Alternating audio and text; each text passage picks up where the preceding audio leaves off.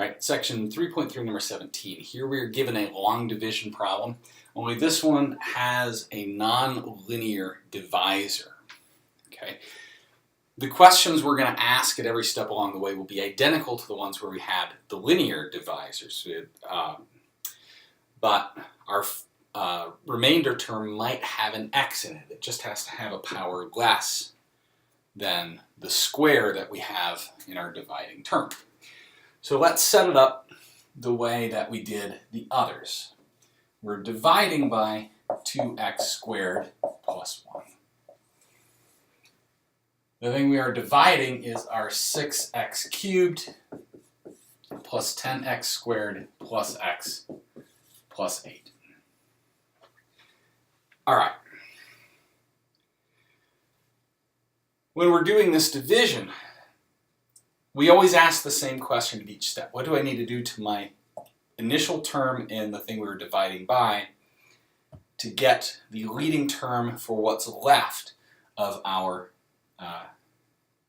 thing we're dividing? So we have a 2x squared and we have a 6x cubed here.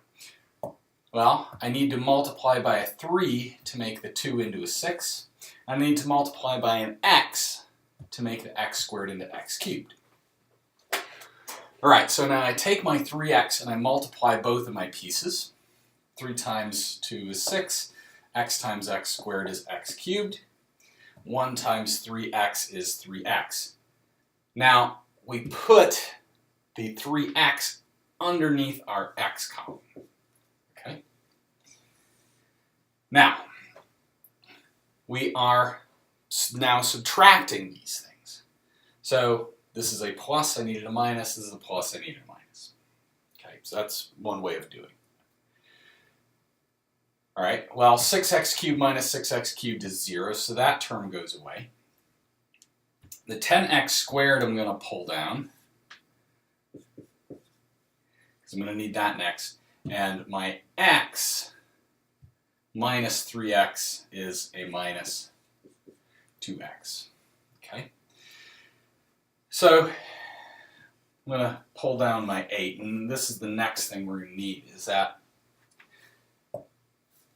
I now ask the same question. What do I need to do to my 2x squared to make it look like 10x squared? Well, I have the x squared, so I don't need an x term here. But I do need to make the 2 into a 10. I do that by multiplying by 5.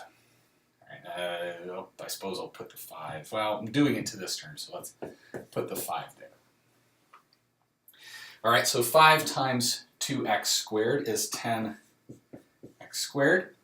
5 times 1 is 5. And it's a constant, so I'm going to put that underneath my constant term. Okay. Now I need to subtract this, which means I can flip all of my signs. Minus, minus, and then add down.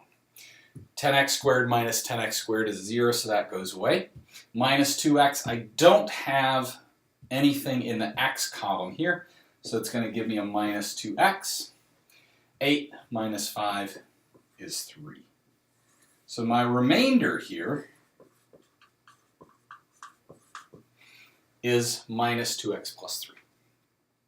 So what that means is that I can write this division, right? And remember, division is a fraction, okay?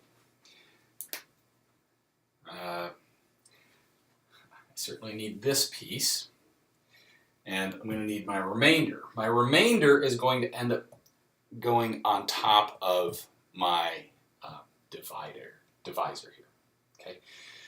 So this division is going to end up being 3x plus 5, right? The piece we get by dividing out the 2x plus 1, plus this remainder over the thing we're dividing.